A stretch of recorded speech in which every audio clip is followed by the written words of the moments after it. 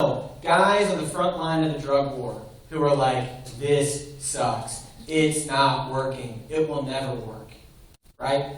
And so Law Enforcement Against Prohibition is a great organization. They have people all over the country. They'll come out and talk to groups. Sheriff Richard Mack is definitely a guy who is trying to educate sheriffs on their power. He's definitely a controversial figure when it comes to that. And I say this, I say, I encourage any nullification that happens. Like any state that can pass a medical marijuana legislation, that can pass recreational, whatever it is, even if the feds come in and crush, it's still like, you know what I'm saying? It's like you're still giving the bird to the federal government. And so if a state, like with the TSA thing here in Texas or whatever, if the executive branch and the police and all the people that are elected officials in our state won't back up a nullification that we passed, then the federal government can nullify it back, right? They can just say, oh yeah, that was great you guys passed that. And that's what the talk is being said right now about different healthcare freedom amendments, things dealing with Obamacare. It's like, yeah, that's really cool that you guys did that, but tough, because we're just going to take your taxes anyway for the individual mandate. So, but the point is, yes, we do have to educate. And I think this is a great tool. I'll be like, that's Borders, and plug my product. But you get a free copy today if you're here.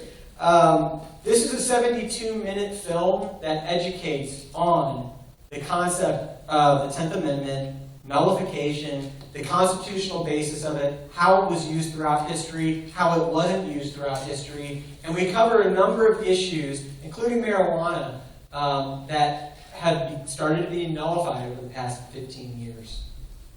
Yes? I have two questions. As far as like so many of the people being nonviolent drug offenders in prison, in Texas I heard we have private prisons, and that's why we probably will never legalize drugs, because these private prisons want a lot of people in them. So how would that be combated? I mean, well, it's interesting because, the prison industrial complex is like a huge jobs program. And it's very interesting because a lot of prisons you'll find in kind of smaller communities. I mean, a lot of times they stick a prison out, out there, And so it's like you've got a prison, and the prison employs 1,300 people in a community that's maybe not even that much bigger than that, right? So what ends up happening is it becomes this idea of preserving jobs. And that's where these prison lobbies and the whole industry that's around this is bent on making sure that there's more and more and more. I mean, a prison's not profitable unless it's full. And so that is a big problem, like the problem of who is benefiting at people being sent away. I mean, the bottom line is that we imprison more people than any other nation on the face of the earth by percentage. Something is wrong. Are Americans more criminally minded than other people around the world? Our politicians are, but they're just as bad. But, that's the fact, is that something's wrong. Well, it's a system that is built in order to perpetuate itself. So, that's a problem. Because if we make prisons not private, right, that's increasing government.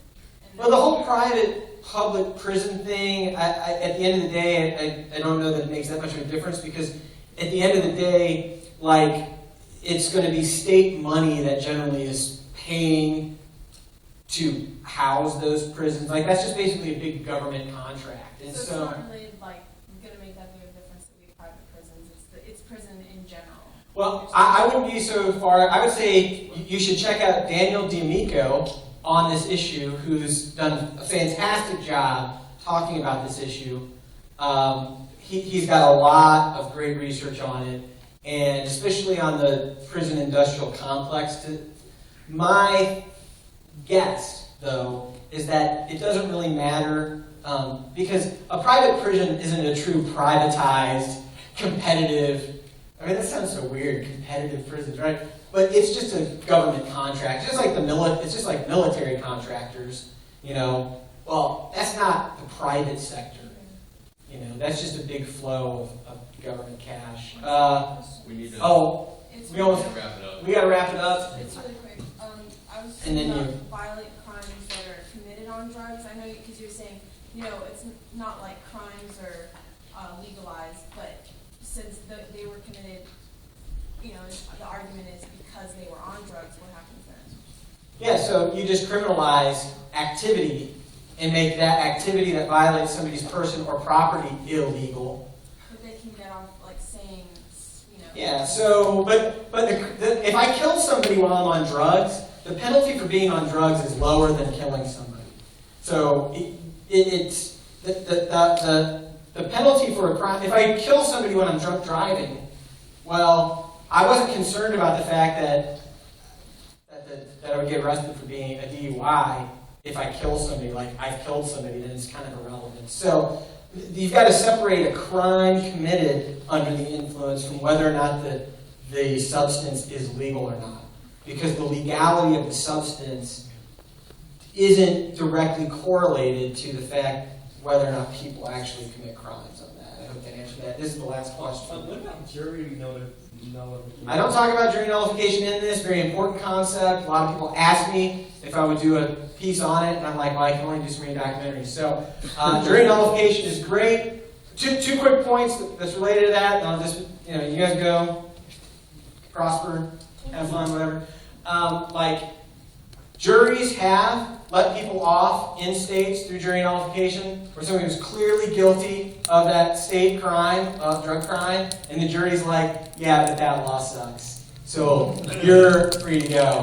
And it works, it's genuine, it's true, you should look into it. Something along those lines, something that's interesting, is that in Colorado and Washington, there was a slate of people who were getting ready to be prosecuted for state drug laws, marijuana laws, that this passed, and like within a week, the judge was like, okay, get out of my court, you're free. So it's already had the impact.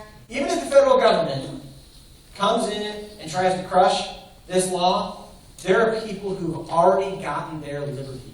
Do you see them releasing people from prison too? That'd be pretty awesome. That's what needs to happen.